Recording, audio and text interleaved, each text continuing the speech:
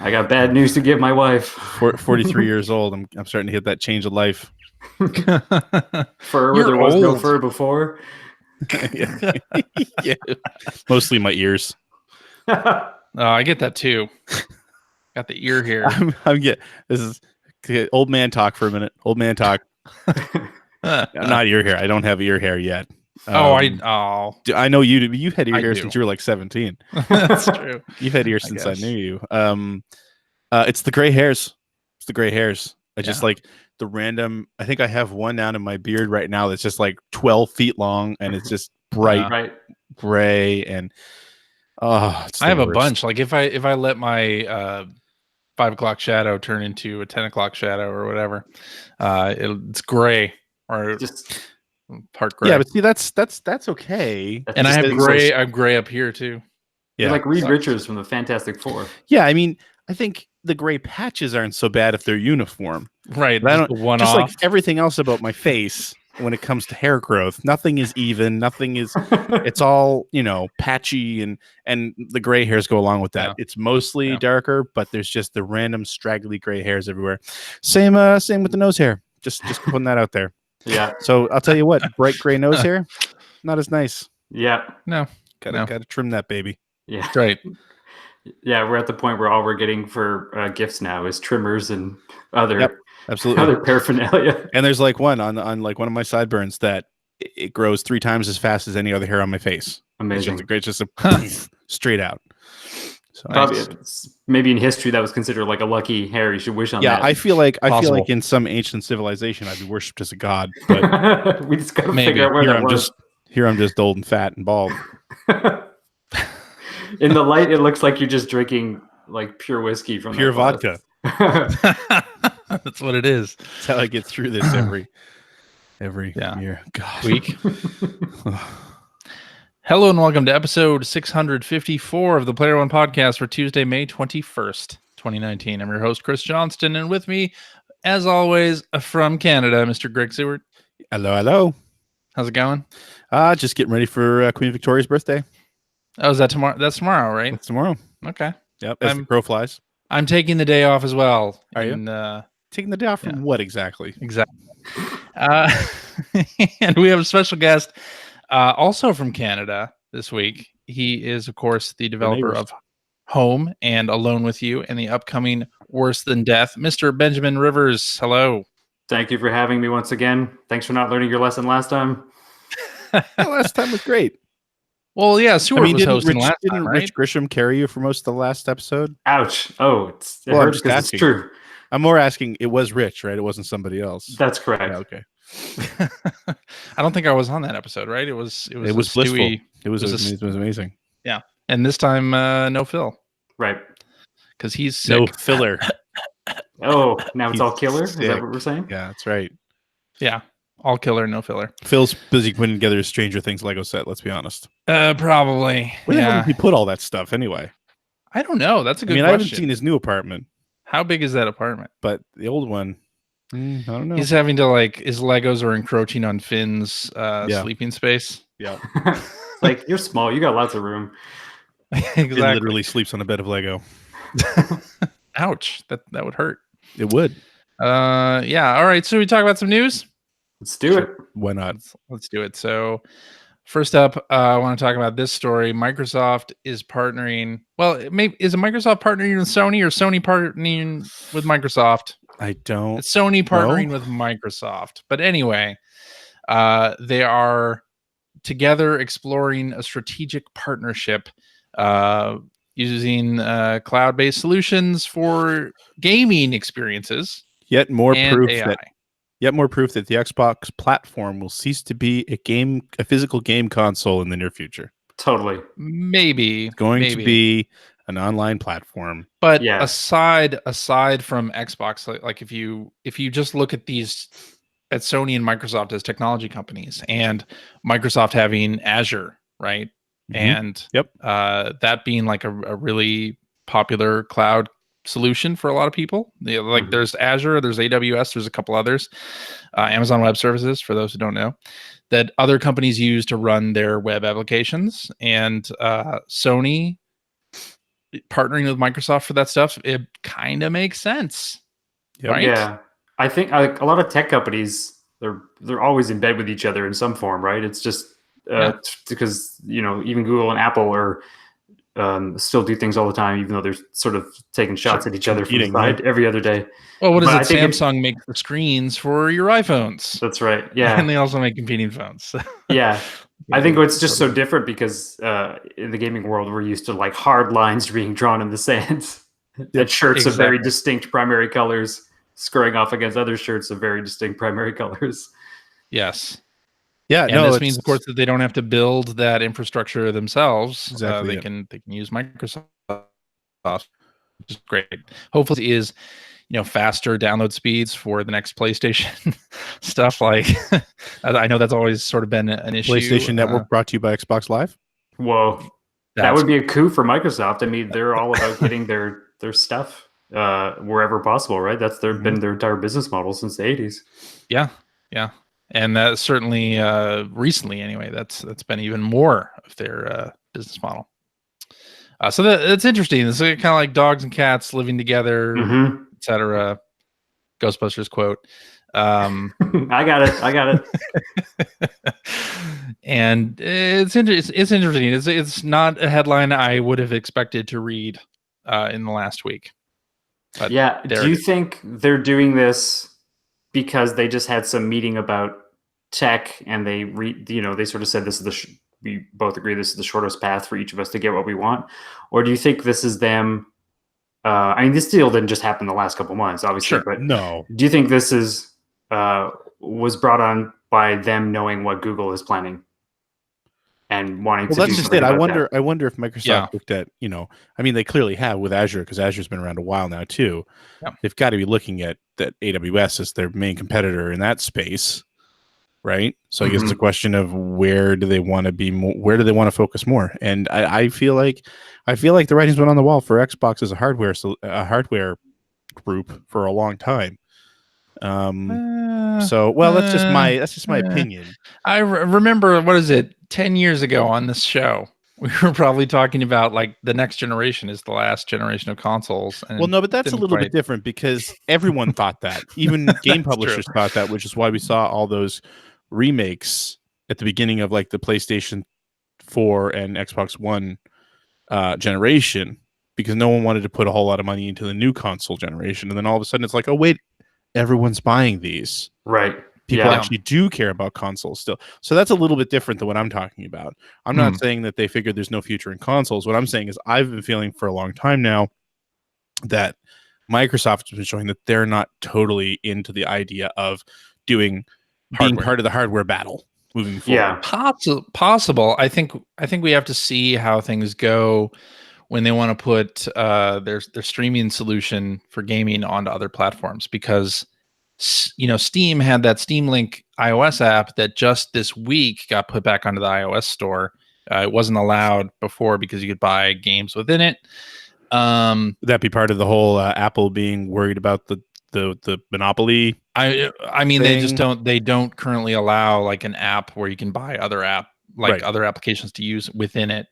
But for anything. Apple's been under a microscope because of the whole App Store thing, right? I mean, that was in the news. That's true. Yeah, Spotify has sort of put that under the microscope, not Microsoft. Microscope under the microscope. Good old microscope. Get you clean like nothing else. Yeah, but my first thought when I saw this was, oh, they're teaming up to fight Google, or to absolutely do something else. But I'm not sure if that's exactly the case. Like, that may end up being the case, but I don't know that was what first got them talking. But we'll see. It's so funny because, and I'll mention this again later in what you've been playing, but I'm currently reading through Console Wars. Finally, I finally got a copy of that book. About time. I know, right? Handed my Sega card back. But the chapter I read where they just talk about Sony and Sega talking after the giant Philips snub with the whole Nintendo PlayStation. I was just reading that chapter, I think, yesterday morning and went, this sounds a little familiar right now. And I just had seen that news article about Microsoft and Sony pop up. So I wouldn't be surprised if there was a few phone calls happening saying, like, maybe we should have a conversation about a few things. Yeah. Yeah. And to what you're saying, Greg, about Microsoft getting out of hardware, I mean, I think they have bought a bunch of studios now. They are really looking towards getting exclusives. I think they're sort of preparing for whichever way the industry goes, whether that's cloud or whether that's dedicated hardware. I think they're sort of hedging their bets and doing both. Or do they see more money in publishing? Across multiple platforms, but they're going to have these exclusives for Game Pass. That's my question. I mean, they've still got to live out the Xbox's life cycle, but I mean, did those turn into exclusives for the Microsoft storefront, kind of like the Epic Game Store, like, or do they have to be exclusives? Are they across multiple, platforms? I don't know. I'm just saying it doesn't. Buying them doesn't necessarily mean they're definitely staying in the console race. Yeah, I think that they own a bunch of studios. They're also a company that tends to, just like you're saying, hedge their bets, but they can afford to try multiple strategies and sort of like cannibalize themselves until they realize what works, and then they can shift. And they're a lot leaner than they used to be, which is part of what their new CEO was trying to do, right? They're all service-based. They don't want to be a giant behemoth who's like, oh God, we have like 1,000 warehouses full of hardware. And of course, they already have Minecraft on multiple. Well, that's just it, right? Platforms. And then you saw it happen again with Cuphead, right? So not unheard of. That's true. It's true. It's going to be real interesting. Microsoft doesn't announce a new system because they can't figure out what to call it, since Xbox One kind of painted themselves into a corner. I have to admit, that is the number one thing I think about when it comes to whatever the next official generation of hardware is. Let's call it the Xbox Live. Oh, just call it the Game Pass. The game. The game hole. Microsoft Game Hole. Microsoft Game Hole. I love it. The Xbox Wonderful. Xbox Wonderful. Yes. It can't be any worse than Xbox One Sad. So, why did that? Why did they do that? Why the Xbox 12? Let's get it. You know what? If they're going to do it, just get out in front of Sony. Call it the Xbox 7. Who cares? Right. Who cares? Right. Why does it have to make sense at this point? It doesn't. We left sense at the door a long time ago. So. Plus, everything's going to be backwards compatible anyway, right? It's right. Xbox everything. Oh, Xbox everything. Xbox World. Total Xbox. Xbox Universe. Yeah, that's pretty good. Xbox Eternal. Xbox Eternal. Xbox Infinity. Beat that one, Sony. Whoa. Yeah. Wow, I like that. I think I hear that's like a Quarterman. I hear pencils right there. I hear pencils scratching over paper right now. Somebody email Fat Babies. All right. So we got some Mario Maker 2 news this week in a direct, about 15 minutes long, covering the new features in Mario Maker 2, which looks awesome. Of interest probably to Greg is the fact that there's a story mode and 100, or I think it might even be over 100 courses designed by Nintendo that you can play through. Definitely makes me more interested. Still not really on my radar. Mm-hmm. This is like getting direct sequels to like Super Mario Brothers 3 and Super Mario Brothers. Yeah. Stuart, did you play the 3DS Mario Maker? Because they also had the 100 course worlds. Yeah, I remember hearing about that. No, I didn't. No, I'm just not interested. You should. This is going to be one you're going to want to get for your kids, though, right? No. Have them make the levels and you play through them. The last time I decided to go that route with Smash Brothers, and that didn't work out so well. Well, your kids play Smash Brothers, don't they? No. No? Every now and then they'll get into there was a week or so, I don't know, last month where they were playing, they played like 4 days, but I swear that was the first time it had been turned on since it came out. Yeah. Well, they added just a ton of stuff. I'll link to the video in the show notes, but slopes are in there. Of course, that's really cool. The Angry Sun's in there. They've got like a crane mechanic on-off switches. Angry Sun, do. You can do vertically scrolling side areas now, which is nice. So a lot of fun features. I'm definitely looking forward to it. And Koji Kondo did new music for this game. That's really cool. Yeah, new Mario music. I'll buy the vinyl. Oh yeah, totally. Don't ever Did either of fire. you feel just still a pang of crushing disappointment when that 50 minutes went by and no one said the word Super Mario Brothers 2 or Warped? Yes. My God. I want to talk about that because you've been talking about that now for what, 2 years? How long's Mario Maker been out? Just about 2 years. Yeah. How in the world do Mario USA, Yeah. how do they fit with the mechanic? Because the mechanics. Well, here's how they do it. Here we go. Here's how they CJ's do thought this. I've thought this through. I can't wait to hear this. Yeah. In the Direct, they talk specifically about the Super Mario 3D World mechanics that are in Mario Maker, and is an entirely different mechanics set, such that if you switch themes to the 3D World set, it erases your level. Like you can't switch normal levels to 3D World. So it's its own theme. Then it has its own theme, its own elements, and everything. And there's even like a blank spot in the UI. Oh, I know. I've seen all the pictures. Oh, yeah. Where it's like, they're going to be adding something else. So what is it going to be? And my fingers are crossed, my toes are crossed for it to be Super Mario Brothers 2. Oh God. Yeah. That would be sort of run to the store day one purchase immediately if that happened. And they already I really want them to go Mario's missing. They said they're adding vertically scrolling sections for the other themes. Right. I mean, Mario 2 has vertical sections. Mario 2 is a lot of extremely vertical. Yeah. So I'm I don't want to call it a Larrabee lock, but I'm hopeful. Very hopeful. Quarterman lock. Legally, we are not allowed to. Only one man. Yeah. Only one man. On this good I'm earth pretty sure you owe Kevin $50 already just by saying that. Pretty much.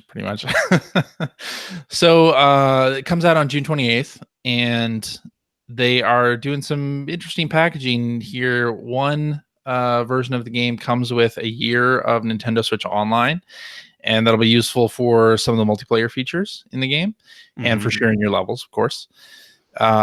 And they also have a voucher program. So if you're already a subscriber to Nintendo Switch Online, food stamps, you can buy this sort of voucher package that has 2 vouchers for $100, and it'll save you up to $20 on 2 full price games, digital.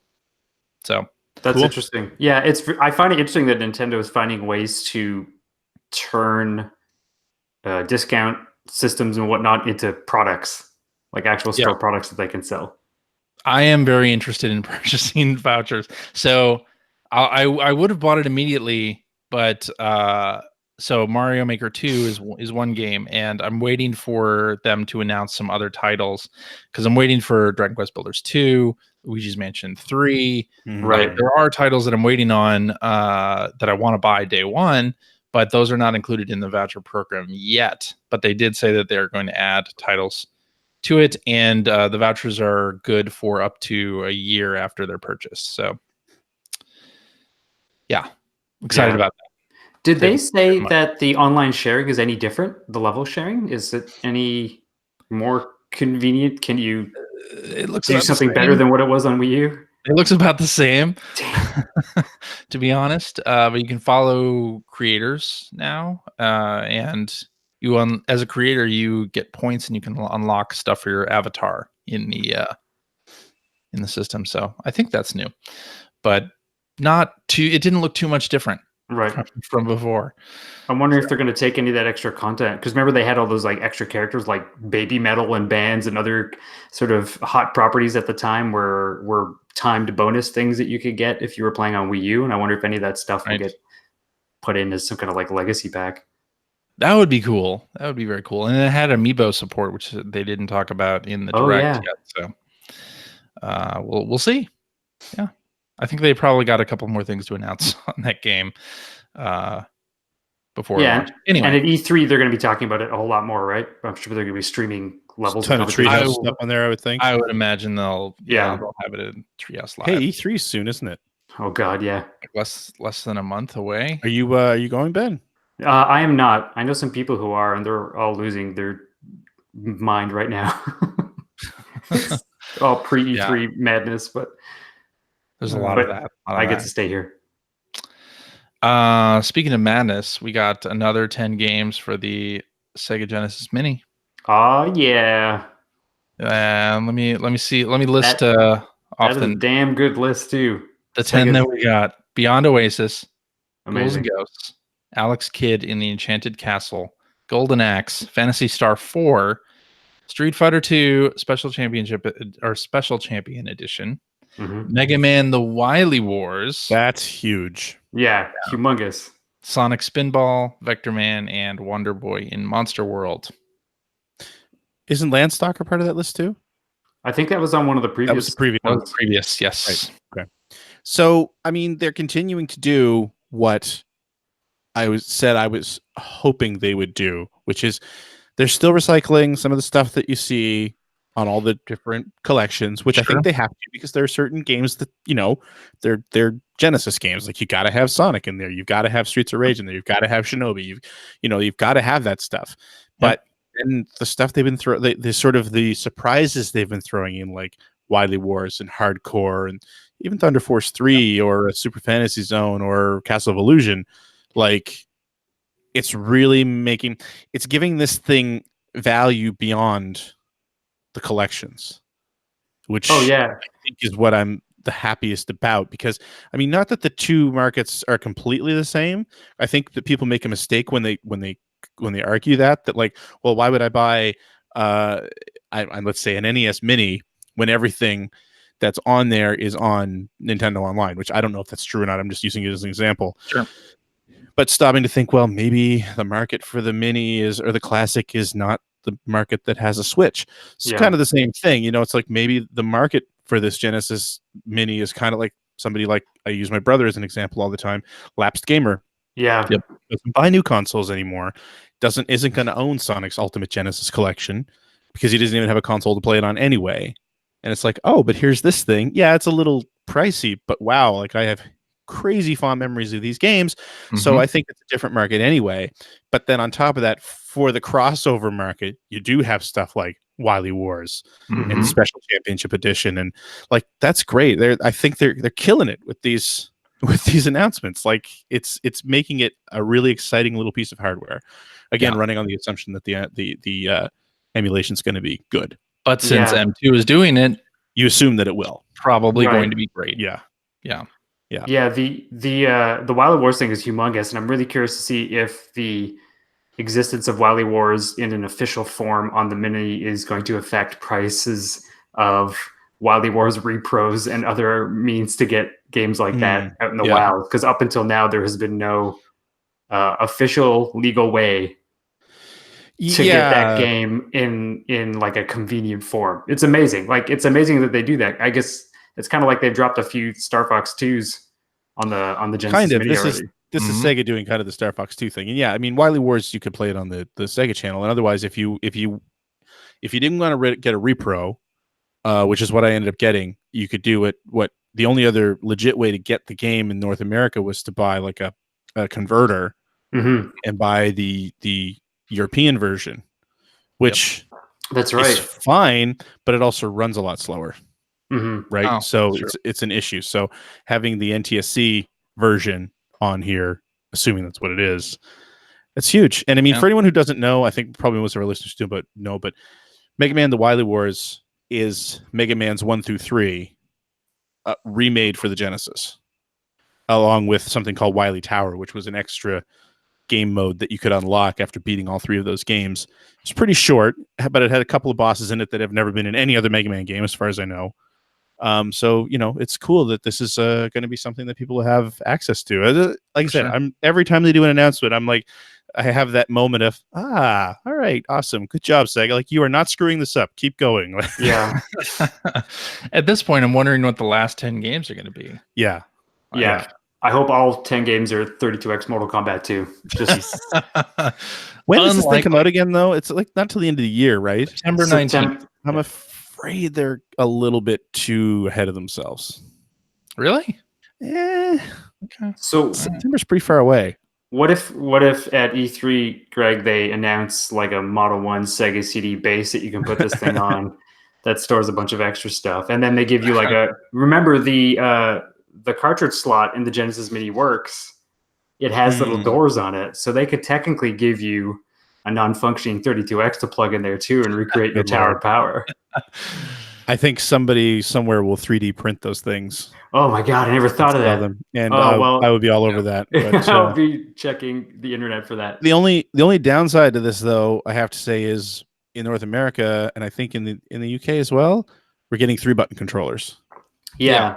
Special Championship Edition is unplayable with a 3-button controller. I mean, it's unplayable anyway, so don't even bother. Stop it. No, are you talking about Special Champion Edition is the best version of Street Fighter 2 in history? Thank what? you. No, with the best Street Fighter home controller ever made that you didn't have to go buy. Exactly. The sound though is terrible. No, it is terrible. The sound is terrible. Your sound is terrible. How about that? I'm not disputing that. Mm-hmm. It is the most beautiful thing you've ever seen. I love that game so much. But it's got black bars in the top and bottom. Mm-hmm. Oh no, it has the same ratio as the Super Nintendo did too. Fine, whatever. Yeah, they both top the screen. The best thing is that if you have the Genesis 6 button, you can play it the way it's meant to be played, not with the shoulder button bull. That's right. And it also has unique modes exclusive to the Sega Genesis, including a tournament mode and a move turn off and turn on handicap mode, I believe. Oh, okay. All right. See? Suck it, Johnston. Looking better already. But let's all agree that Sonic Spinball is terrible. Yeah. Oh, yeah, that's awful. Yeah. Fair. And the Alex Kidd game. I mean, you know what though? I always hated that game, and then when I went back and played it for Generation 16, which was like 5 years ago now, I ended up finishing it. It's not bad. You kind of have to realize you're playing an Alex Kidd game, and you still have to deal with the jankiness, but sure, winning boss battles with a game of rock paper scissors is no fun. But I still kind of liked it. I wouldn't put it up in my top 10 or my top 100. Top 40? Yeah, top 40, yeah. No, not in the top 100. Yeah. But anyway. All right. Well, another big story last week. Epic, of course, has their game store now. I haven't heard about that. What's I hear everyone likes it and is extremely pleasant everyone about it all the time. Loves the Epic Game Store. And they love it even more now because they just started their first big sale, store-wide sale. Baby. And the deal is what's the deal? $10 off of every game that costs more than $14.99. And the other interesting part of that is that Epic is footing the bill for that. So developers get their full cut as if these sales were full price sales. Mm-hmm. And Epic is taking the cut. So they've had some problems with the sale. First, I guess the sale it was opt out, and apparently it wasn't communicated to developers that's the wrong way to do that. But so they just put everything on sale without informing everyone that this was going to happen. So there were a couple of publishers have already pulled their games off of the Epic Game Store for the duration of the sale because they don't want to participate in it. And apparently Epic doesn't have a way to not just have everything on sale. Yeah, I think from what I understand, a lot of their stuff is extremely manual right now. And so in other stores, you would have a way to check or uncheck your ability to participate. Right. And I guess they don't have that luxury just yet. I guess they don't. Yeah. So Borderlands 3 is off the store. There's the Vampire the Masquerade 2 is off of the store. Did you say Masquerade? That was so fancy. And a couple others. And part of it, I think, is, it's sort of a great idea to subsidize the cost of the sale. But what about the developer trying to maintain a price parity across all stores and create a consumer expectation that the game's going to be a certain price? It's not great for everybody. And the unfortunate thing is a lot of developers didn't realize this was going to be a thing until it was already live. There's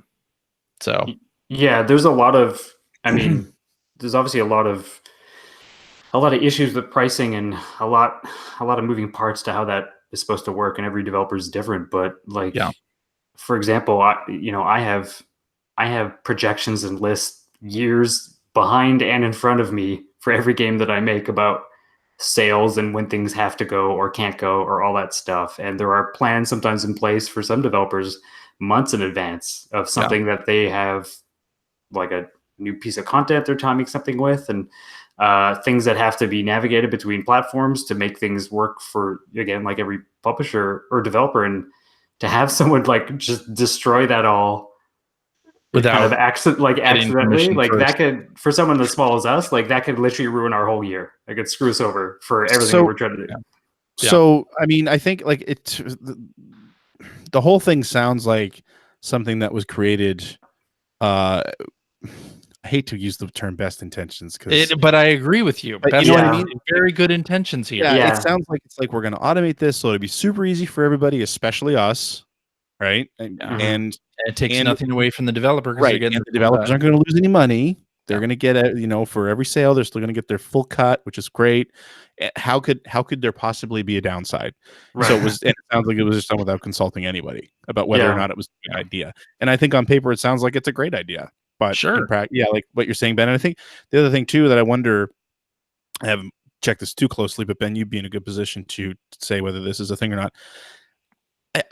I also think, especially if it's a fairly new game, which I think like the Masquerade kind of is. Well, that game is a pre-order. It doesn't come out till next year. It's a pre-order, right? You want to? Isn't there also the idea of a perceived value? Absolutely.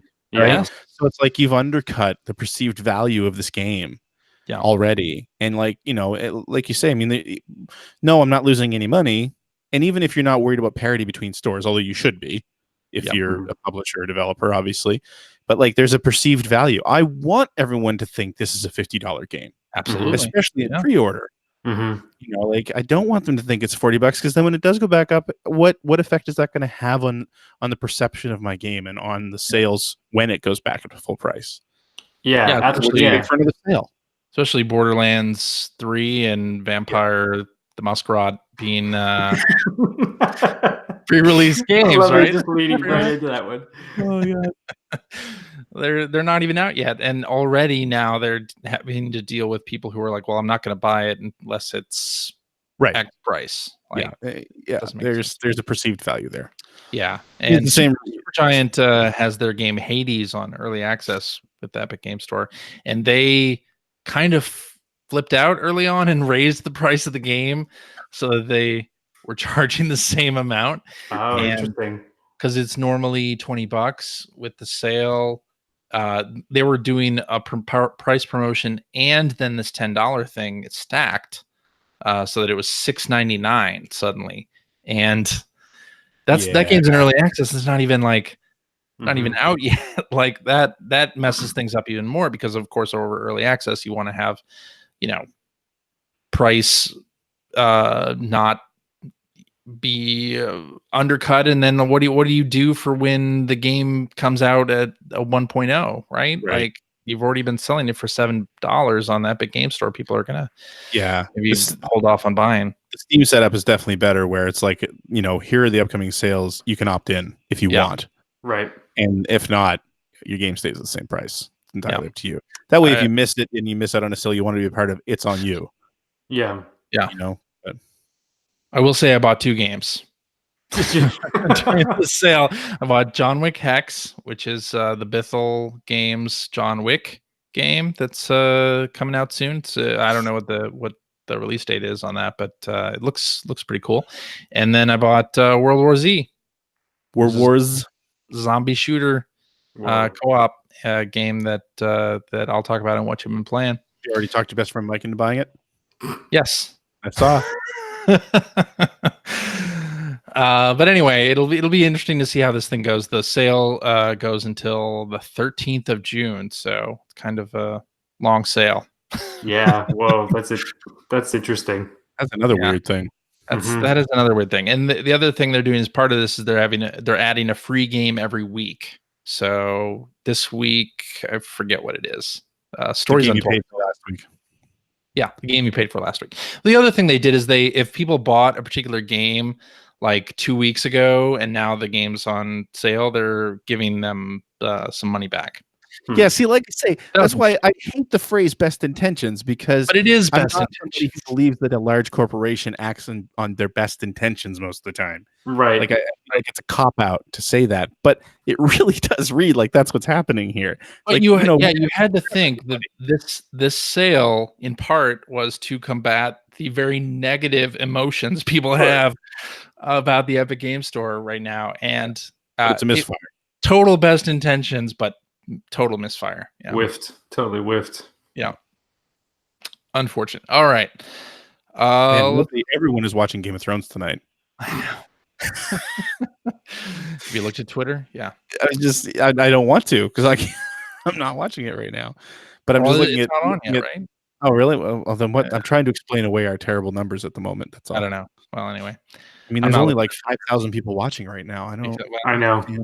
That's the way. Sorry, I ruined everything. Market been well enough, clearly. It's true. All right. Then I guess we're at what you've been playing. Wait a minute. Before we do that, what? The E3 floor plans are out now. I haven't really paid attention to that for a few years, but man, that show looks tiny. Oh, isn't Activision not there as well? They don't have a floor presence, or am I getting that wrong? There. Activision, no Sony, right, Microsoft. There's Nintendo. They have their same footprint as always. Yeah, I don't know. It just, like I said, I don't know if it's small compared to last year, but it's sure small compared to the last time I really bothered to look. Yeah, last year felt small. Did it? Yeah, I mean, it felt different because no Microsoft, and then the second hall was mostly, I mean, without EA and without like some of the major players, it just felt different. I feel sorrow for younger game journalists and influencers. Nice. Who will never ever get to live the adventure that was Kencha Hall. Yeah, I was just about to make a Kencha Hall joke. Kencha Hall was great. It was mostly dog shit, but there was some great stuff in there. Like, it was where you'd find like these weird gems of a game, like, and these great controller designs you never would have thought of, and third-party controller manufacturers. Guitar Hero's first year was in Kencha Hall. And yeah, that's true. Yeah. Remember Bleem? Bleem had a booth in Kencha Hall. Maybe. Kencha Hall. Oh my God. Yep. Yeah. It was great. But anyway, it's kind of sad. It's I mean, I realize it's a sign of the times. But it's different too. They're letting the public in again, and Microsoft is having their Fan Fest thing. EA is having their offsite thing. It's different. It's funny to have seen that grow in that direction, though, where I think it's a direction that a lot of us years ago kind of saw happening, although maybe we couldn't have defined what it was going to be. You know, I know right around the time that I was kind of finishing up the magazine, those years were getting to the point where it's like, we always used to joke, like, why are we even going to E3? Because all the major companies would have pre-E3 events that we would be flying out to the West Coast for constantly. So you knew everything that, and I mean, the internet wasn't as big then, but you generally knew everything you were going to see at the show. Sure. And then I'm sure that's the case now, too. Now it's like, finally we've gotten to the point where, I mean, Sony's been doing it for years, Nintendo has been doing it for a long time now, but where it's like, let's just do our own thing. Yep. And not spend the money on the show. Yeah. But also, there's so many other shows that happen throughout the year. There's Penny Arcade, there's Gamescom, there's Paris Games Week, there's, especially where it's more of a public-facing show at this point. Anyway, you've got a lot of other public-facing options. Yep, and especially if you're a smaller game, you kind of want to avoid E3 because there's just so much noise going on. Now it's like GDC is the trade show. Yeah. That's where the business gets done. And E3 used to, that used to be much more the case there, of course. Yeah, but it is too bad because I started going in '97, and man, what an experience back then. Oh man, I'm so envious. I've only ever been to one E3, and I never got to see it like in the sort of madness of that period. I feel lucky that I feel like I got to live through the heyday of that show. Yeah, the E3 where Mario 64 was on show for the first time was amazing. But yep, I remember like the first Metal Gear Solid. The year that there was a Metal Gear Solid trailer, and that became like an annual let's see the new trailer, and they were always so amazing. And that would be like the one spot on the floor you completely avoid because there would literally just be a crowd of people standing there waiting for the trailer to start again. Yeah. But I mean, like you go in and it was just like, I mean, it was magical. Like it was just loud and there were lights everywhere and they're gigantic booths and yep. Oh, so cool. It's true. It was a great time. But only all right, should we get to what we've been playing now? Sure. All right, Ben, how about we have you go first? Oh, all right. So don't worry, I won't talk about mobile games this time. My wife was like, good job screwing up your first episode. Talking about you can talk about mobile games. Mobile RPGs. There's nothing wrong with that. I mean, like, no wonder you don't have friends. And I'm like, yeah, I know. So I've been playing a few things. So first things first, I've only been playing a few things in a weird rhythm because I like got this crazy repetitive stress injury in my hands and I had no hands for about a week. Had to go ship them out, get some new ones. So that's Super Nintendo Doom that did that to you? So I playing Super Nintendo Doom on my stream literally murdered my hands for a week. Oh my gosh. Physiotherapy, like going to the pharmacy and buying silly arm guards just so I wouldn't injure them further. Absolutely embarrassing. So I hate you, Super Nintendo Doom. That's cool. But that's right. I got Nintendo Thumb from playing too much Street Fighter. Yeah, me too. Yeah, totally. Happy controller. Yeah. Ooh, here we go. Shots fired. So at some point, I was able to play some sort of video games with physical controllers after a while. So I did play a couple things. First was, and this is like, I know the people who made this game, so it's going to totally sound like an advertisement. But I played and finally finished Way the Passive Fist on Nintendo Switch. Sweet. Awesome. So the company that makes that is an indie company here in Toronto. And they originally released the game on PS4 and Steam. And Xbox One as well. And the Switch version came out just a couple months ago. And so I tried something because it was just as my hands were like returning to some form of usefulness. And I said, like, if I don't play a game, like I'm going to lose my mind. So what I found out was like I could actually play the game with the Joy-Con separated. And I literally just put like the Switch on a pillow on my lap and had the Joy-Cons on my side because it was excruciating. And somehow I beat the final, like the super tough penultimate battle and the final boss, no problem like that. And I was like, oh wow, this works out pretty well. So like pro tip, if you've got some issues going on with sort of mobility, try a split Joy-Con attack and see how that works. And then before the sort of the great hand incident of 2019, I had bought and played. You'll read about it in the news soon. I bought and played Mortal Kombat 11 on PS4 Pro. How would you think of it? This has been like one of the most intense roller coaster rides of emotion, really, for a game release. Now, I'm going to be the first to admit I'm not crazy about AAA games and haven't been for several years. I just find most of them don't gel with sort of what I'm into and whatnot. So like most of the big releases, I haven't played, but I'm a lifelong MK fan, like since '92.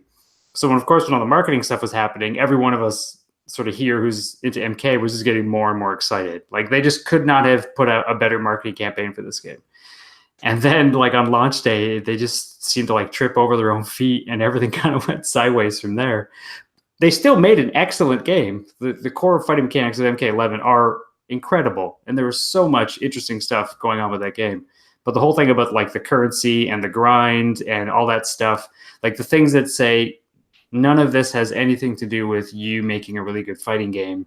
And it was such a watershed moment for us to be like, yeah, remember when games were fun and you would buy them and they were cool and you didn't have to ever worry about anything other than that? This is not one of those times. Because the discussion was always like, we're always discussing like, hey, did you just see the new cheat to try to like not spend 100 hours of your life to get a thing? So you can go back to playing Mortal Kombat. And that's what we were mostly talking about for the first several days. But man, is that game ever a good fighting game. Holy crap. It's like so much polish, so many graphics and sounds. It's amazing. So many scrolls. It's like the scrolls are overflowing. No, that's what I've heard from everybody I know that likes the game is that, if you can put that other crap aside, you do have a good game. Oh yeah. It's just too bad that they screwed up the progression. Yeah, it's tough too because it's always online. You have to be online for anything to stick. Yeah. And it like my friend will get like weird sound redundancies when he does a finishing move because it's at the same time it's doing that. It's doing a server check to see what rewards he's going to get, and it's like I'm still playing Mortal Kombat on my Sega CD right now, and that game was over 25 years ago, and I don't think that's going to be the case with this. I hear that because it's the same on the Switch version, right? Yeah, Switch version is like an unholy monster. Like doesn't make any sense. All those decisions seem like pretty bad decisions. Yeah, like I don't understand like an always online Switch game. I mean, I get Fortnite, is always online too, but I mean, it's kind of that's the whole point of the game. Right. Like a single player game that's always doing an online check. I mean, isn't part of the point of the Switch that I don't need to be tethered to something? Yeah. Can I go outside with it? And like if I'm on a road trip, play the thing? Well, not Mortal Kombat apparently, but like that's insane to me. Oh yeah, it totally like Nintendo always has those lifestyle ads where they have like kids taking their Switches to go visit people and people coming together. Right. What if I'm going to a cool party on a rooftop? Yeah. How do I play Mortal Kombat? Yeah, Karen's all like, "You ready to do this?" And you're like, "I can't. There's your Wi-Fi sucks. We can't. Your Wi-Fi's terrible." Yeah. It also sort of brings up the point. Like I know a lot of sort of game preservation people are more concerned about digital games, and that's certainly something to be concerned about. But then, of course, there are these games that have service portions of them, where even if this thing was complete on a disc, you're not going to be able to play it the same way that you are today, 10 years, 20 years from now. Like it's not gonna be a thing. Yeah. Well, that's been the case with MMOs forever, right? Yeah. Yeah. I mean, World of Warcraft was just a 10-year anniversary, was it? Or 15 or 20 years? I don't even know how long World of Warcraft's been around at this point. Oh, God. Yeah. But there was an anniversary recently. It's like the game that you play now isn't the game you played when it came out. Right. Nope. Yeah. Yeah, it's a real bummer too because this game in particular just felt like a very high profile look at, oh God, like this, none of this has made the game better. Everything we're hearing has only made everything worse. And it is like, unfortunately, just sullied what was supposed to be like an amazing launch where you're like, oh my God, this is so great. And like I said, like how long will we even be able to play this? Yeah. Before servers drop or whatnot. Well, they need to patch it so that it's not constantly doing a server check. Something tells me there is whatever their sort of long-term game plan for this game might have changed a bit. Yeah. Here's hoping. So the other two things is first is my friend Mike, who also is a developer, works at Ubisoft Toronto now, and he went on a podcast with some dudes. It was a 2.5-hour podcast where they just talked about Phantasy Star, the original, because he's a Master System kid, and all the hosts were both like, this is like their number one favorite game. They love Phantasy Star. Which podcast is this, by the way? Plug it. I will have to tell you for the show notes. Okay, let me go look it up while you're talking about it because you sent it to me. So yeah, that's right. Sweet. So they gave this like amazing treatise about why Phantasy Star is so great. Talked about it, and reminisced, and it was fantastic. And I was when my hands weren't working because of the injury, I was just like listening to gaming podcasts, torturing myself. And I said, like, as soon as I can play video games again, am I ever so going to grab Phantasy Star? So that's what I did. I picked it up, the Ages version for Switch, and started sort of like looking at a walkthrough just to sort of make sure I don't get too lost, and started playing it. And damn, is that game ever cool. It is so good.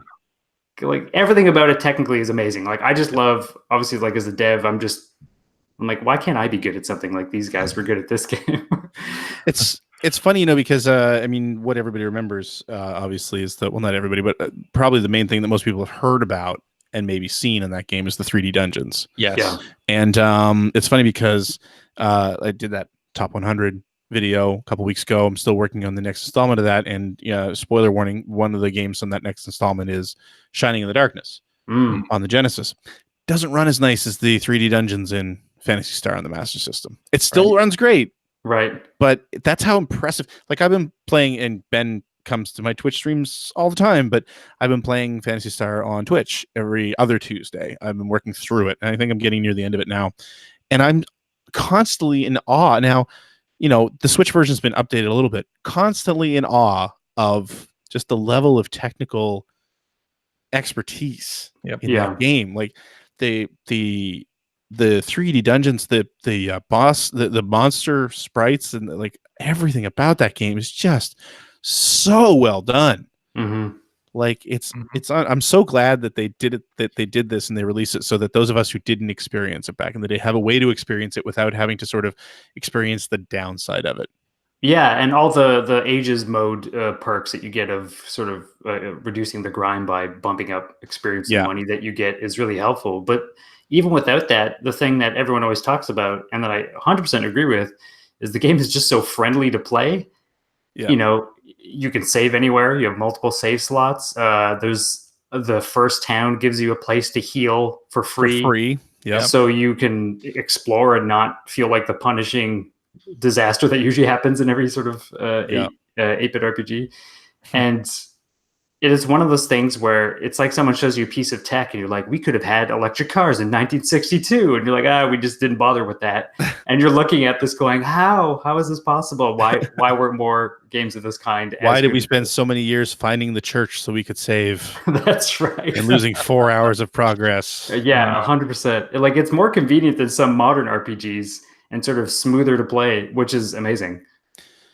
It was, by the way, that podcast is called Region Free Gamers. Thank you. So if you're looking for that, go look it up, Region Free Gamers. We will link to it in the show notes. Yep. And the last thing, because I don't want to take up the whole show talking about my nonsense. Too late. That's what I get. You're the guest. That's right. Is that recently, as I think I mentioned last time, but I finally bought a Sega Saturn again because I did not have one for a long time. I bought a shiny new Sega Saturn from Japan and have been getting games for it. And so I've been playing a bunch of that.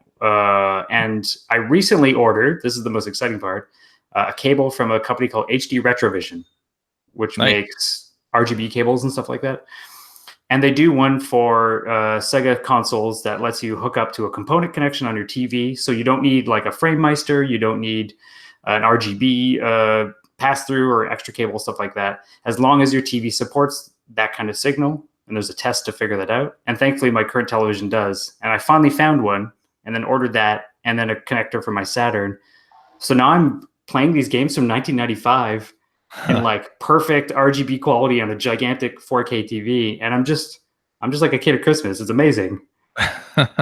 Now, how do they look? Can you see the polygon tearing that was present in some of the like when you converted some of these older systems to a higher def, you really started to see the cracks? Oh, well, this doesn't actually convert anything. It renders a full 240p image. And then because it's your component, your TV just upscales naturally. So it doesn't add anything, so you know you're getting exactly what it's supposed to do. Yeah, it's not like when you played like Symphony of the Night on PS4 and they render all the high-res elements at like 4K and it just looks really weird. Yep. But the game I've been playing the most on that is Layer Section, which is a 2D shooter from Taito. And that is like a masterclass in game design storytelling. So if anyone wants to see how you can tell an amazing story in a game without ever saying a single word, you should watch a walk through that game. It is incredible. It's like it's like watching the entirety of Macross, but not realizing you're watching a movie because you've been too busy playing an incredible shooter game. And then by the end, you're like, wait, that was a whole shooter? How is that possible? It's incredible. Totally amazing. Every time I make a new game, I say, I got to make this as good as Layer Section. I fail every time, but one day we'll get there. And we'll make something where there's no words, but you glide seamlessly through it. And you're like, holy crap, I know what's going on. This is amazing. Awesome. It's a great game. And now Layer Section, is that an import game or did that come out in the US? It came out in Western regions as Galactic Attack. Galactic Attack. Okay, yeah. Acclaim published that, I think. That's right, yeah. Yes, they did. Right. But in Japan, it's Layer Section, and it's the first game in the series, the second of which is Raystorm, and the third of which is Rayforce, both of which are on PS1. Oh, okay. I have Galactic Attack. Didn't Working that one's Designs worth a lot bring more out money. The other two? What's that? Didn't Working Designs bring out the Rayforce, Ray Crisis That's right. stuff on the PlayStation 1? Yeah, that's what I sort of Rayforce and Ray label? Crisis. That's why they're so expensive. Ah, okay. Yeah, because they got like the holofoil layer on the back cover and stuff, and they're like and $100 also each. different disc art. And for some reason, I have 2 copies of Raystorm. Of course you do. On the PlayStation 1, and they have different disc art. in each one. Yeah, that was Working Designs thing. They did it all the time. Sure. Yeah. Ask Victor Island. We should have him on the show sometime. Yeah, let's get right on that. He won't remember which one of us he hated. Well, okay. It'd be fun to get Zach Meston on the show. It would be, actually. I love Zach. Zach's great. All right. Is that it? Yeah. I will shut the hell up now. Yeah, we could have you talk about Saturn stuff. We could do a whole show on that. We should do a whole show on that. Why aren't we doing a whole show on that? We should. The news that the Sega Saturn launch was 24 years ago last week was made me feel old. Very, very old. No, what made me feel worse was actually finding out that, what was it, today? The 20th anniversary of Phantom Menace. I know. Yeah. Good Lord. Shane Bettenhausen is sending you Jar Jar plushies in the mail right now? I hope so. Oh, God. What a weirdo. Oh, my God. Yeah, I saw that movie 3 times in 24 hours. I remember going to. Wasn't that was the one that the company took us to, right? Yeah, I saw a midnight show. Then the company took us to it in the morning, and then I saw it again in the afternoon with my brother and my dad. Ziff Davis took us all, and it was terrible. Yeah. I liked it at the time. I was fooling myself. Anyway, Tetris 99. So that we talked about this last week, that they were getting an event where you can unlock the Game Boy skin for Tetris 99. As we record this podcast, that's still going on for another like 6 hours or so. But I got it. I was able to get it. I was able to get the skin. And did it come with the music? Comes with the music, yeah. Oh, that's awesome. Classic Game Boy Tetris music, which is awesome. My highest place in any of the games was 3. Wow. Which I'm very proud of, considering my other places while I was trying to get the skin. So that helps a lot. I only had to play about like 10 games, not even. Really? Yeah. It went well. So I got the Game Boy skin for Tetris 99. Very happy about that. And of course, that game is just a super fun Tetris experience, just all around. It is. Now that I kind of get the mechanics of targeting certain players with the right stick. People have gotten good at that game, though. Oh my God. I feel like that's a game if you sleep on and then you come back. It's like you've been asleep for 1,000 years and suddenly society's changed and you're wondering why everyone's so good at Tetris. Yes. There were a couple games where I felt very ganged up on, where I kept seeing like lines from the 99 players or whatever coming down on me, which was great. And suddenly a whole bunch of garbage blocks that I could not deal with. So yeah. A great game, though. If you have a Nintendo Switch Online, it's a free game, and they have a DLC pack, which is $10, which is actually, I guess, 2 DLC packs in one that's already out, and then another one that comes out later this year. So, anyway. Is this your favorite Tetris game in sort of the pantheon of all the Tetris games? Oh, no. What is it? No, Jesus. No, I mean, I wouldn't call it my favorite, but I mean, that's a great reaction. No. God, I like. I'm partial to Tetris DS from Nintendo, with all the little Nintendo in jokes and references that that game has. I'm more partial to that. Okay, but 99 is a pretty fantastic game, as is Tetris Effect that came out last year. I mean, all right, stop hedging your bets, Johnston. Mark Certainly doesn't listen to this show. Sure he does. Sure he does. Prove it. Mark, send us a message. Tell us whether you listen or not. Exactly. So as I mentioned, I played World War Z on the PC, Epic Game Store game. This is a co-op shooter, very Left 4 Dead style, but it's in third person. And the way that it's set up is that it has sort of multiple episodes that are also divided into subchapters. So you can play the entire game cooperatively with a group of 4 players. And you can adjust the difficulty. There's a lot of things to like level up and replay missions to do. You can level up your guns. You can level up your characters. You can choose different classes. Like, it's a really pretty thorough shooter which is awesome. And it looks great. I took some screenshots and posted those on Twitter. The game's also out on PS4 and Xbox One, so it's not just a PC game. But had a lot of fun playing it.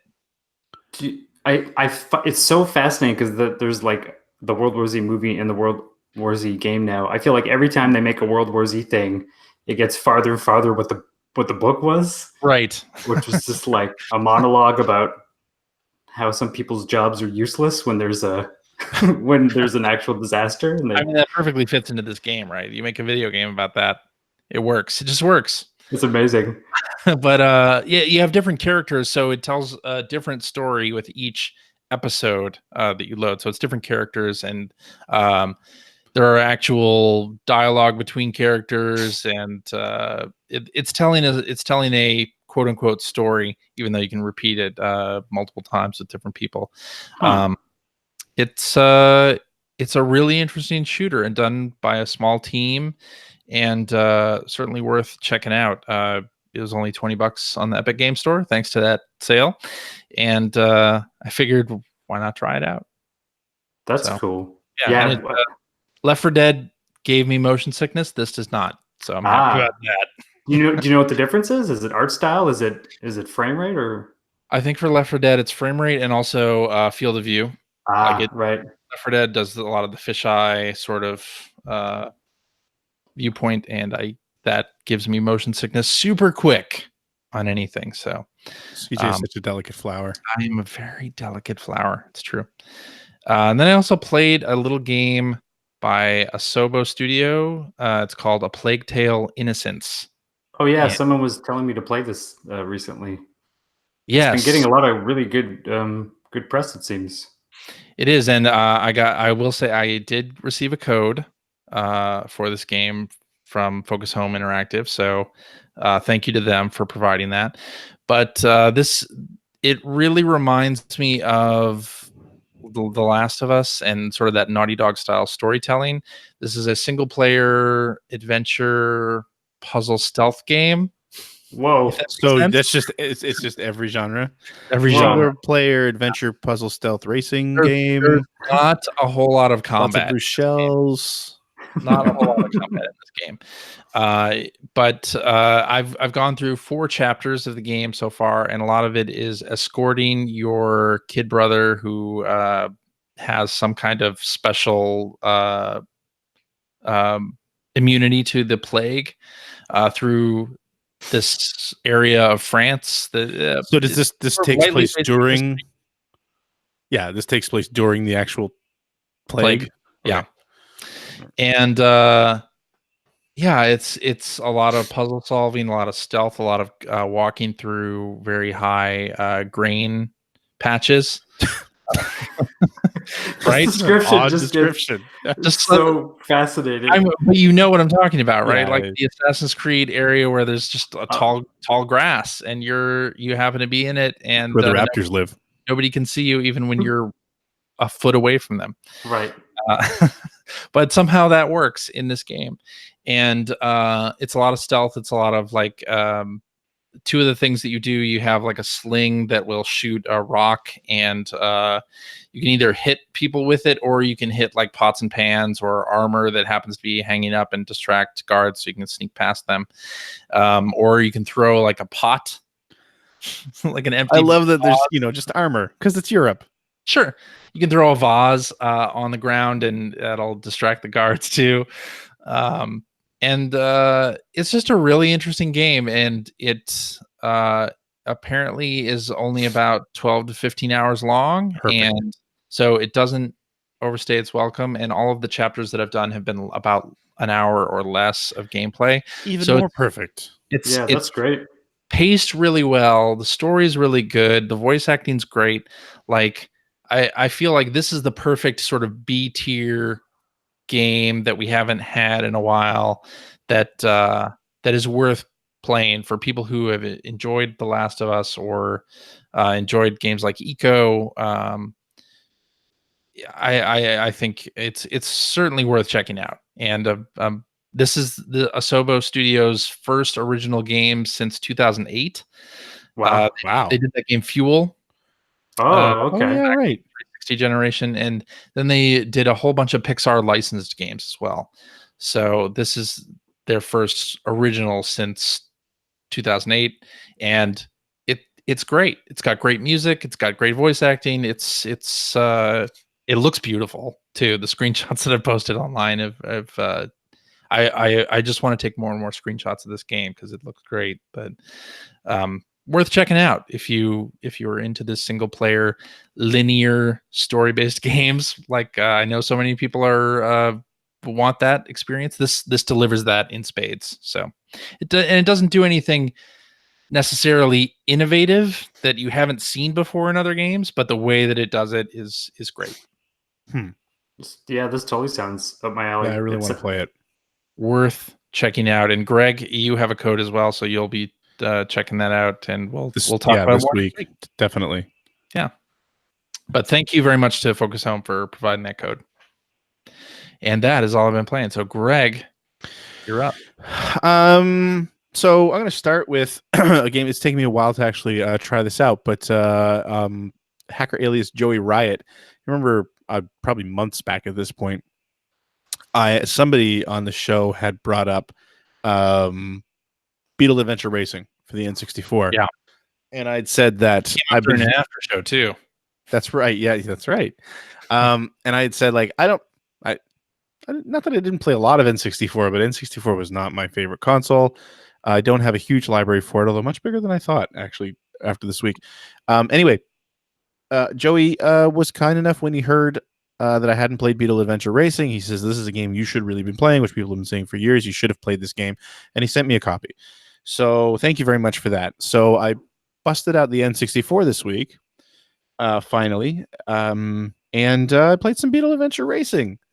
And I can totally see what people liked about that game. It's very much in the vein of like a San Francisco Rush, or I would say even sort of the second generation of Need for Speed games, where when you're still doing like circuit racing, but there was a lot of like shortcuts that you'd figure out in the course and that sort of thing. And Beetle Adventure Racing is kind of right there with it, and I really enjoy it. It looks nice. It's kind of, I think it's almost too bad that they attached the Beetle license to it, because every car, it's funny, like the very first race it's like, select your car, and it's like, well, they're all the exact same car. They're literally different colors of the Volkswagen Beetle. Now, did that game, was it originally created as a Beetle, like a Volkswagen licensed game? I don't know. I want to say probably not, but I haven't done any research to figure that out for sure. But it definitely could have been a non-Beetle licensed game, and it kind of cries out for it. Because, the new Beetles were exciting at the time, I guess. But that is a car design that hasn't held up.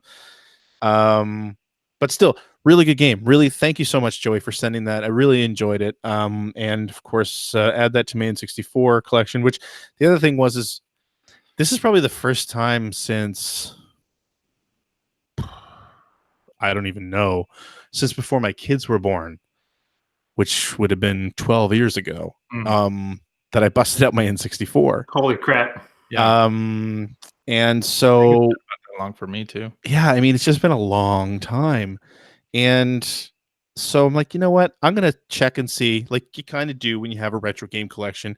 And the N64 has been sitting in the basement, a little bit damp down there sometimes. So you always kind of wonder how the electronics are going to work. Everything worked. Everything worked perfectly, which I was shocked about. To Nintendo's credit, they were still making things like tanks. They were. And all my games worked and everything. So I was sort of playing a bunch of my N64 games this week, and I still don't miss that system a whole lot, to be honest. I don't miss that controller. Ugh. Oh, but yeah. The 3-pronged controller. But so I ended up adding a bunch. I ended up adding my N64 library to my stream list for donor requests on Thursday nights. Oh, you've just made a terrible mistake, Mr. Sue. No, but it's fun too, because I did fire up some classics like F-Zero X, which is just so good. Mm-hmm. Realized I don't seem to own a copy of Mario 64 anymore, which Me is neither, weird. actually. I don't. I was sure I still had one, but yeah. So, and it's funny because I was looking in the box, and Benjamin will appreciate this. The box still had the price tag, the Zeller's price tag on it. From that is the N64 I bought on launch day. Oh, amazing! That I've still got, and I still had it in the box. Still has all the paperwork and posters and all that fun stuff in the bag, in the box. I don't know why. It's not something I would ever have held on to normally, but I did for some reason. And yeah, it was kind of a fun trip down memory lane. Even the bad games, even like the Castlevanias and things like that. That system had a style to it. I mean, that's one thing that I will say is that in the late 90s, between the Saturn, the PlayStation, and the N64, you still had that great thing happening where you could tell what system you were playing based on just looking at the game. Yeah, right? I mean, it was very obvious. You missed the personality of those consoles, that's for sure. Personality, exactly, and that's the big thing. They all had very distinct personalities, for good or for bad, for better or worse. But it was definitely a nostalgic little trip down memory lane this week, so that was kind of fun. And I kind of hope people start requesting those games because I don't have a lot of experience with some of those N64 games. Some of them are rough to play. Like I was playing Perfect Dark and realizing, wow, I don't know how I played this with this frame rate. Mm-hmm. It is a terrible, terrible frame rate. But either way. Well, wasn't the thing with the expansion pack was that it increased the resolution of the visuals, but its frame rate dropped. Frame rate, yeah. Oh yeah. It's bad. Well, there were actually some levels you can't even play unless you have the expansion pack because they were just built for the high memory mode. Yeah. Yes. Greg, I actually have one of those Retro Fighters Brawler 64 controllers en route to me. I bought those the little ones with the analog stick on the left-hand side? Those are the hoary ones. Okay. I have one of those. These are the new ones that I think they were Kickstarted last year, and they're gray. Like they all look and apparently feel like the same plastic that was in the original sort of gray N64 launch controllers, but they essentially look like a Pro controller. It's analog on the left and D-pad where you would expect it on like a modern Nintendo Pro controller, double triggers, and apparently they're just awesome. So I might have to invest in one of those. If I'm going to play anything at all, a decent amount on this thing, I think I'm going to need that controller. Oh yeah, so, I'll let you know. Which N64 controllers aren't really known for their longevity, right? So, how much do I have to donate to get you to play Daytona 64? I'll just send you the cartridge and I have the cartridge. I have that bucket of money. I have that game. Yeah, we might need to talk buckets of money though. I did see that you played Donkey Kong 64. Yep, banana yellow cartridge. My favorite. Oh, nice. You see, I finished that game. I know you did, you weirdo. I had zero patience for rare collectathons.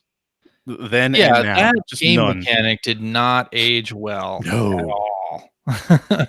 Like I think they thought, and everybody thought that it was an enhancement of Mario 64, when in actuality, that was not an enhancement, but just adding tons of busy work to the whole thing. Yeah, well, it's very much a product of it. You can kind of, when you think about how long Rare had been around, it's very similar to old school computer games where it's like we have almost no memory to work with, so let's pad out the experience by giving you lots of stuff to do, as opposed to modern open world games. Yeah, actually, very much. Or even again, going back to Mortal Kombat 11. That's yeah. Also, another trip down memory lane this week. I fired up Backyard Sports Sandlot Sluggers for the Xbox 360. So this was buy a bat and a ball, though. I was waiting for that. I was going to make that joke myself. It's pretty good though. So this is a game I worked on when I was at HP Studios for Atari, when Atari was still a thing. Wow. Yeah. And it's just basically a kids baseball game, which was fun. I was playing it on stream, and it was fun to have the people in the room sort of experiencing it with me. And I have a lot of great development stories about that game, but it is kind of cool that the two main characters are voiced by Alex J. Walling, who, if you're not from Nova Scotia, you probably don't know that name. And if you're not old, you probably don't know that name, but he was a pretty locally famous sportscaster, was around for decades here in Nova Scotia in Halifax. But then the other announcer was John Dunsworth, who Trailer Park Boys fans will know as Mr. Leahy. I was actually just going to make a joke because like was one of the people, a Trailer Park Boys cast member, just off the cuff. That's so funny. So it was John Dunsworth who how drunk does he sound while he's doing the? You know what the funniest thing about him is? I don't think he's passed away, unfortunately, but I don't think he drank. He was a teetotaler. He was, yeah. Yeah, he was like history's greatest drunk actor. Yeah. And also an anti-gambling campaigner, because he had a gambling issue that he overcame. So he was very much a lobbyist in the anti-gambling side of things. But it was very cool. I just was remembering having him in because the sound guys said like he came in and he had a script which he read off of, but he ad-libbed a lot, and seriously funny guy in real life. And so our sound guys actually recorded all of his outtakes, and they were sort of disseminating them around the studio. And I really wish I'd hung on to them because there was some really great stuff in there. But he was just like the nicest guy in the world, super, super friendly, had time for everybody all the time. And I actually went to school with his daughter for a little while too. So it was just sort of a nice trip down memory lane, even just remembering that. But the game's all right.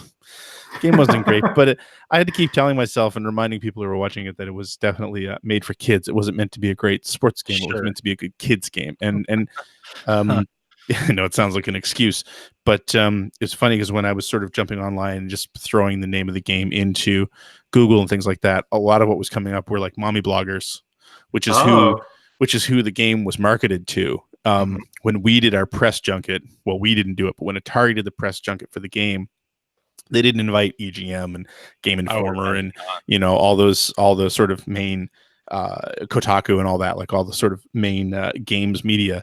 They invited mommy bloggers and parenting groups and things like that, because that was definitely where they were going with that. And there was one thing that kept happening. So in the game, you get different power-ups.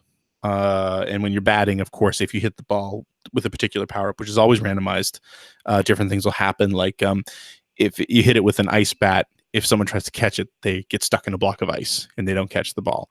If you hit it with I think it's like a groundhog bat, it actually digs into the ground and burrows all the way out to the wall, so nobody can pick it up and throw it back in. That's but there's cool. there's like a flaming bat, which I was pretty proud of those because I actually came up with a lot of those. I was an assistant designer on this game, by the way. I wasn't the lead designer. There was one that, and I'd forgotten about this, was a flame bat that when someone tried to catch the ball, there'd be an explosion, not a big explosion, just like a concentric rings that would go out of flame, and it would knock the player back and the ball would keep rolling. And there was an explosion sound effect. But I was noticing when I was playing that you'd hear a kid laugh every time there was an explosion. It was almost too young for the kids that were in the game, but you'd hear a kid giggle when there was an explosion. And it hit me. I remember why. It had everything to do with the fact that it was a kid's game, and we needed to be extremely clear that kid that got knocked back wasn't hurt.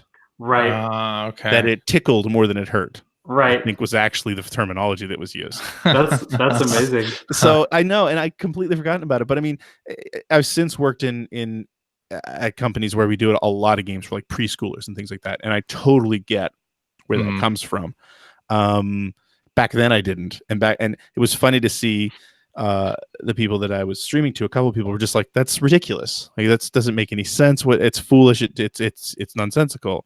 I was like, "Yeah, you're right, but here's why." Right. It's like it has everything to do with playing with fireworks isn't fun. It's dangerous, and but this kid's okay. We didn't hurt him. So anyway, that's really all I had to say about that. The only other thing that I played this week was again another memory lane game. Somebody had donated and requested I play El Shaddai. Okay. Ascension of the Metatron. Was it Shane? Yeah, that's the only reason. I realized that's the only reason I own the game is because that was what the heck was the name of the company? I forget the name of the company. I don't remember. Yeah, I can't remember. There was a company he worked for after he left One Up. Yeah. Before Sony. Yeah. And anyway, it's just a brawler. It's just like a sort of a God of War style brawler. Absolutely gorgeous.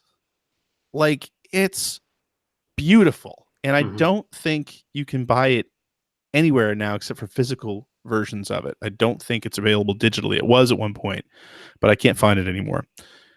But UTV Ignition. Ignition, that's it. The name of the company was Ignition. Entertainment, yeah. Yes. But I was just taken aback by how pretty it is. Like, I wasn't expecting it. I didn't know what to expect going into it because I didn't really know much about it. And again, it's just sort of very much a God of War style brawler where the hook is that you steal weapons from the different enemies. So the weapon you start out with just looks almost like a handsaw.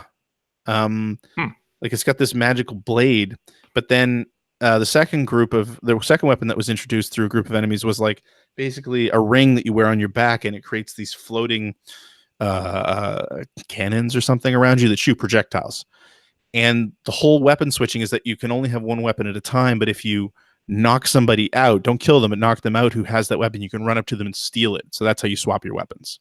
And different weapons work in different situations. So it's a good mechanic. It's fun. And then the other thing is that the combo system has everything to do with the timing of your buttons. It's not necessarily heavy, medium, heavy, like that sort of thing. It's more like, if you hit like attack really fast, he does one sequence. If you hit attack and then you wait a couple beats and you hit it again, but the animation is still happening, he does a different sequence. So it's kind of an interesting mechanic, but visually the game is dazzling. Like, it's the colors, it starts out with very like washed out watercolor look, but then it swaps really fast into, I don't even know how to describe it. It's almost like a dark Tron type look in the second set of levels I was in. And anyway, I really, really enjoyed it. I don't know that I'm going to keep playing it on the stream because it's like a 12 or 15 hour game, I think. But happy that I finally played it because I've had it since it came out and I never really touched it. And yeah, just one of those ones that I would say if you can find it. I don't think it's an expensive game. I would recommend picking it up and trying it out if you like that kind of brawler. I really, really enjoyed the couple hours I played of it. So highly, highly recommend checking it out. If it's not expensive. If it's super expensive, maybe not so much. But, if it's reasonable, I think it's worth your time. Okay. And that's it. That's all I've been playing. That's it. All right. So that means it's time for tweets. Tweet. Sends a shiver down my spine every time. I know. It's weird having that play. It's like you have all the relief of not having him here. Yeah. Oh, poor Phil. Let's do this one from hacker alias Claudio B03, who says, is using VPN to buy cheaper games from other regions fraud? So, of course, this is referring to, and sometimes you don't even have to use a VPN to do it, but switching your store local setting to another region because it's cheaper when you do the currency conversion. So this is actually another thing that hit the Epic Game Store because, a lot of publishers will price their games in other regions lower because that's what the customer base is able to pay, right? Sure, right? This happens in Russia and in Brazil quite often, actually. And it's the same thing with mobile games where the adjustment is made sort of not even on a currency conversion level, but in terms of what the consumer in those areas will pay. So then if you're talking about changing your store region in order to take advantage of the currency conversion, I think ethically it's not great. Right? Because there's a reason that that games are priced that way in certain regions, to appeal to consumers there, to not have it be the equivalent of like $300 per game, right? Like, sure. Yeah. My feeling on it is people who play that region game are just not giving credit to the developer. Like it's shorting the developer, saving, especially on indie digital products. It's not doing anybody any good.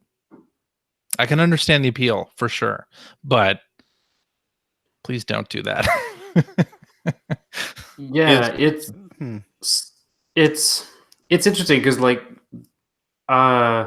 you know, when you sell stuff, obviously you get reports about where things are being bought and who's buying things and where. Yeah. And sometimes prices are different because the cost of doing business in a different region is different. That's true. And you get dinged with things like VAT or other taxes or rating systems, extra rating systems and things like that. And so all that stuff does come into play. I like, for me personally, I would say, I don't know if I was releasing a game and I noticed that all the sales were only in one region because someone decided that whatever price it was not fair in North America, and they all went to like the Australian store or whatever. I'm trying to think what that would actually do to my bottom line. It probably would mess me up in a weird way. But what it actually does to developers is it kind of messes up your ability to figure out who's buying your games and where, and then act on that information later. Because that's what we need. If we don't know, you know, if we sell all of our copies of games in Eastern Europe, and we find out, oh, apparently that's where our audience is, but it turns out that was just a bunch of dudes gaming the system. Right. And then we spend money on localization or a bunch of other marketing efforts because we're trying to appeal to that segment, and it turns out that was all a sham. Then that can totally screw me over. That's like a pretty. That's a good point. Yeah, that's an epic story that would have to happen, but that could be the case. Yeah, I think I don't even know that this is as widespread as, because usually there are enough steps where people fall off. Like there's enough of an obstacle to doing it that a lot of, I don't know that it amounts to much really. Yeah, but I would guarantee. Sorry.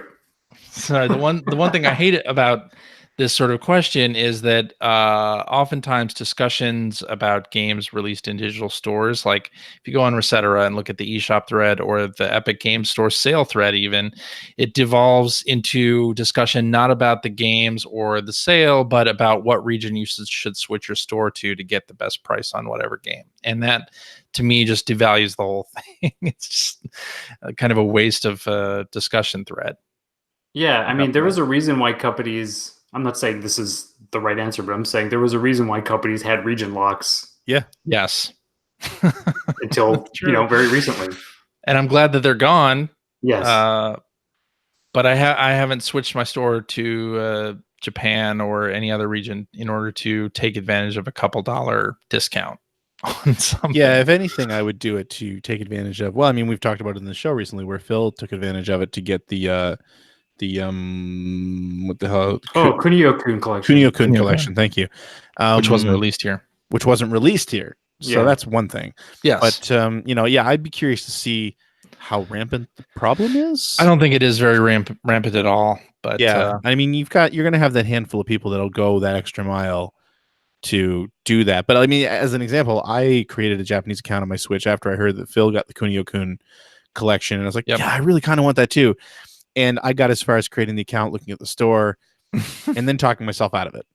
Yeah. It's just like, I don't want to go find the codes. And not that it's difficult, but there's just enough steps involved that I had to stop and think about the purchase. And I think that is why it's not as widespread. Yeah. I agree. That's the only reason. So, yeah. Alrighty. Hacker alias Jason Whitman says, do you think the current generation of consoles will see a price drop below $299 anytime soon? Feels like it's been a long time at full price. PS4 had the Spider-Man bundle for Black Friday, but nothing since. What are the regular prices now? I think it depends, because there are bundles that come with games, and I feel like every time the systems are starting to get lower, they add a new bundle that has like a higher amount of storage space that bumps it back up. Or in the case of the all digital edition Xbox One, sad, they just put it up there for whatever reason. Right. I don't know. I don't think the pricing model for hardware is the same as it used to be. There's no one model of PS4 There's no one model of Xbox. Right. And like you say, they know it. I mean, they even said when they announced the SAD, which doesn't make any sense. Like, this thing costs $299 or whatever it was. Right. But it's always going to be on sale. They basically said that's never the price, which sounds insane to me. That's how you sort of launch. Well, that was why that price was met with such a groan, because it was just like, well, yeah, because it's cheap. It's what, $50 cheaper than the MSRP of the not SAD edition. But nobody's selling that version at MSRP. Right. Yeah, and so I think all of the companies engage in different. And retailers obviously engage in different practices to get people in the door, get people buying stuff. And it's a very fluid situation. So like you said at the top, Greg, like I couldn't even tell you, I don't even know what a PS4 costs right now. No. Because it's never a single number for very long. But I don't think they're going to get to like the, end of life GameCube numbers anytime soon. No. Yeah. I don't foresee a $100 Xbox One. Yeah. Yeah. I think the type of player that would have bought a $100 Xbox One is onto different style. Like they found different games to buy or play, whether that's Fortnite on their phone or they're playing free to play games or whatever. Like they're not necessarily in the same market. I'm sure Sony, Microsoft have seen research that says this is not a good idea to try to get that lower priced market. Right.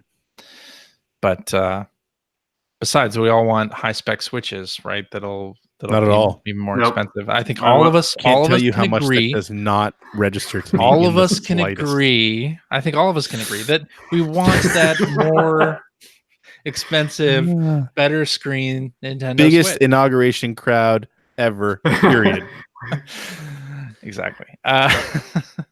Let's finish up with this one from Hacker Alias MLS Reserves, who says all eyes are on Microsoft this E3. Which, I guess. Are they? By default. By default, I guess that's true. What are the most likely ways they might fumble this one? How to avoid letting down here? Does the new Sony partnership impact E3 for them? First of all, I don't think that new Sony partnership means anything about E3. I think that's way future stuff that consumers may not even notice. I agree. And then what are the likely ways they could fumble? I don't know. I think Microsoft's been on a bit of a tear recently where they've been making a lot of the right moves. They're very game-centric, very gamer-centric. The whole backwards compatibility stuff, the whole Game Pass, putting first-party releases on their day one. Like they're very consumer-friendly. So it would have to take something big for them to screw it up. I think maybe a lackluster library, although I don't know that. I mean, that could happen because I mean, they're in general saying their first party stuff's on Game Pass day one is great as long as you're excited by their first party library. And I'm not saying I'm not. I'm just saying I mean, we've had Mike Phillips on here where he's basically said that like Game Pass sounds like an amazing deal, but I'm not interested in those games. Right. Fair enough. But I agree with you. I think that group under Phil Spencer has been going the right direction ever since that epic fumble at the start. Yeah, and it sort of reminds me about Wii U era Nintendo, which wasn't that long ago, but it was for Nintendo at that time. It was about keeping the people who liked the Wii U interested in Nintendo software and keeping them happy, and then trying to bring in more people at the next go around. So I think that's probably Microsoft's play with this E3, like keep everybody who is Xbox faithful, happy, and hopefully they'll get excited about the next thing. I mean, we'll be seeing new Gears of War at E3. They'll be excited that box art already leaked. They'll be excited that next generation they can buy any console by any manufacturer and still be Xbox faithful. Yep. Hey, that's Microsoft's MO. That's how they're going to make money. That's kind of the dream, right? No matter what you're using, there's something running their service under the hood. That's one console future. One console future. Let's not get into that. Owned by Disney. Oh God! Please no. Wow. Please no. I don't know about that. Mm-hmm. Mm-hmm. I mean, they're not going to make a TV style fumble again. Not under Phil Spencer. Like the only way it doesn't feel like it. Yeah. Messes this up is if Phil Spencer is out and Don Matrick comes back or something like that. It's just 1 hour of like bad mixer streams of just like some obnoxious streamers in like a ring, like some kind of. That would be EA. We're gonna have some shoutcasters to give the play-by-play for. How can they screw it up? Influencers. That's how they can screw it up. Influencers. But I wonder if that's only us old crusty gamers that don't like the whole influencer thing, because I mean Twitch and people watch games on Twitch. There've been a couple articles in recent months calling out that influencers are not as influential as they once were. They are with the biggest type. Like you look at something like Apex Legends. Yeah, EA sold that game completely based on influencers. That's true, and it worked. And it worked beautifully for them.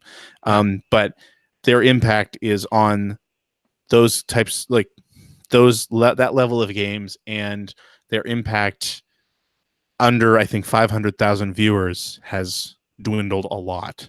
Like if you aren't over 500,000 viewers or something like that, it's some insane number, right? You don't really matter anymore. It used to be that anybody with a decent subscriber number, viewership number was worth using to market your game. And in some of the reports that have come out in the past few months that I read anyway, says like, nope, top people, absolutely. Everybody else, not worth it. Yeah. Right. You know, I just thought of one way that it could totally go sideways is that if they do I actually forget what it's called now. What is their Xbox streaming service? What the actual type? Mixer. No. Project Cloud or whatever. Project X Cloud or whatever. X Cloud, yeah. The only thing I could see that would be awful is if somehow they do a live demo and it just tanks. Yeah. I doubt it would. As long as Bill Gates is on the stage. Well, the times that they've done a live demo, they did this on Inside Xbox. They showed Forza Horizon 4 running on it, and it was just a straightaway the entire time. Like it was not anything where it had to be, pinpoint control or anything like that. So that's going to be interesting to see. Or I guess they could add in. Do some mobile game announcements in there, which like I know people play mobile games, but you don't watch an E3 press conference to see like the latest iOS game. And I think Microsoft actually kind of backed off of that. But EA made that same mistake, and then I think Microsoft did do something last year where they showed a mobile game for a little while. Well, that was the Gears of War one. The Gears of War one, right? Right. So at E3, I think that's just a bit of a misstep. I mean, I think people who are fans of that franchise will appreciate it. They'll probably play it, but I think E3 is the wrong place to highlight that. Yeah. Blizzard kind of learned that the hard way too, didn't they? Mm-hmm. Yes, they did. Learn maybe. Oh, okay. Yeah, we might find out. There. Yeah, but no Halo. Too. That's how they screw it up. No Halo. No Halo. Nothing of substance, because people are dying to know something about what's going on. I don't think they can put another supercar on the stage, say Forza 8, and have everyone go apeshit anymore. I don't think that's possible. Yeah, that's true. Developers. Bring him back. Absolutely. All right. I think that's it. Hey, before we start the outro, I just want to pimp my first Extra Life marathon stream of the year coming up this Saturday, May 25th, starting at 9 a.m. Eastern. 12 hours of Sonic the Hedgehog. All right. So we'll be doing a game an hour. Just the good games, though. No, we're going chronological. There's some spinball in there. So we're looking at Sonic mostly on the Genesis and Master System / Game Gear. Starting with Sonic the Hedgehog and ending with Sonic Drift. Ooh. Which is a good game to end on when Team Sonic Racing comes out. On the week that Team Sonic Racing comes out. That's right. Heard that's good, by the way. Very excited about that. Yeah. So yeah, please Twitch TV /Stuart CG will put the link in the show notes. I hope. I will. May 25th, Sonic the Marathon, 9 a.m. Eastern to 9 p.m. Eastern. Please be there. All right. Alrighty, and that is our show for this week. Thank you very much for listening. If you have a question for us or would like to comment on something you heard, you can direct that to FP1 Podcast on the Twitters, or you can go to our internet website at playeronepodcast.com. And there you'll find blog entries about Sega CD stuff from Mr. Greg Seward. I saw you put one up. Finally. That one was a nightmare to write, by the way. RDF Global Conflict. Oh my God. It took me forever. I know nothing about that game. The post sucks. Don't read it. The post sucks. And it's the best it was the best I could come up with after fiddling with it for like a week and a half. Like I just couldn't. Oh my God. I couldn't figure out something to write about that. So please read it. All right then. Wow, great advertisement for that.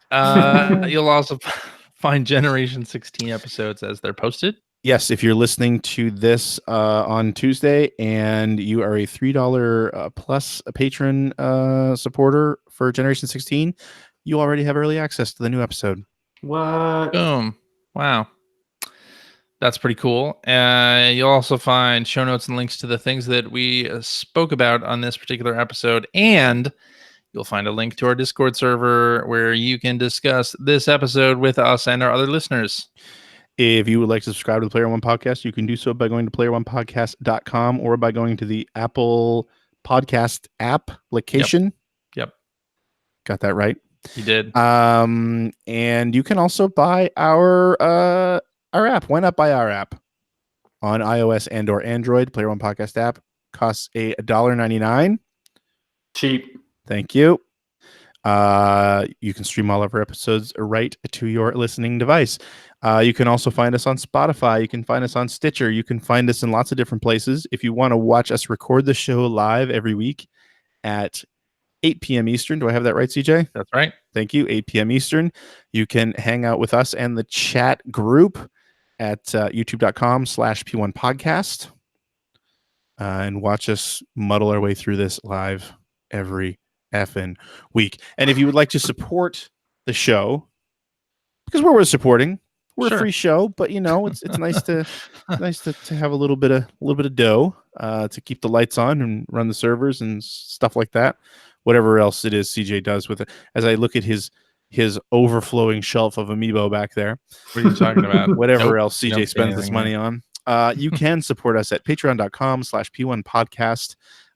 And if you support us at the, correct me if I'm wrong, CJ, $5 tier or higher, you get access to our weekly after show where we generally just Phil continues the jokes that he's already destroyed on the proper show. Yep. But we also play lots of fun trivia games and stuff that our listeners send in. So please consider doing that. It's a lot of fun and people really enjoy it. CJ. Yeah. Thanks for hosting again this week, man. Well, thank you, Greg. Benjamin Rivers. Yes, sir. Life up there in Upper Canada. Pretty sweet. It's all wine and steaks and... It's every day. It's wine and steaks. The life of an indie developer. Indie developer extraordinaire. Thank you so much for joining us this week again, Ben. It's fun when you're on. Thank you so much for having me. And tell the peoples where they can find you. Sure. The easiest way to follow me is to come up over on the Twitter at Benjamin Rivers. You can also find me at benjaminrivers.com. Just search my name. I have monopolized that name worldwide. I'm easy to find. I have destroyed my enemies. There is only one now. Wow. Okay. Like Highlander. Yeah. So, and of course, go out and buy Alone with You and Home and keep your eyes open for upcoming Benjamin Rivers Inc. releases. True. Thank you for that. No problem. Thank you. And thank you to our listeners. Hope to see you all again next week. Sure. Adios. Bye, everybody. Bye-bye.